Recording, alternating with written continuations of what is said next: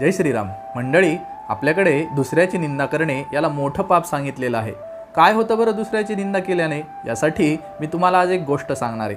काय झालं, एका गावामध्ये एक ब्राह्मण राहत होता.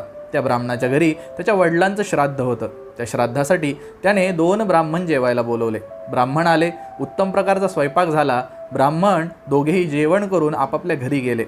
श्राद्ध संपन्न झालं, पण झालं असं, ते दोन्ही ब्राह्मण आपापल्या घरी गेल्यावर मृत्युमुखी पडले व ब्राह्मण मृत्युमुखी पडल्याची चर्चा सगळ्या गावामध्ये होऊ लागली आणि सगळेजण दोषारोप करू लागले. कोणी त्या जेवणाऱ्या ब्राह्मणाला दोष देऊ लागलं, तर कोणी श्राद्धकर्त्या ब्राह्मणाला दोष देऊ लागलं. मग हे 2 ब्राह्मण तर मेलेत, मग यांचं पाप कोणाच्या माथी लिहायचं? हा प्रश्न ज्यावेळी चित्रगुप्ताला पडला, त्यावेळी चित्रगुप्ताने मागचा सगळा वृत्तांत काढला व त्याला असं कळालं की या श्राद्धकर्त्या ब्राह्मणाने खिरीसाठी जे दूध घेतलं होतं ना, त्या दुधामध्ये विष होतं.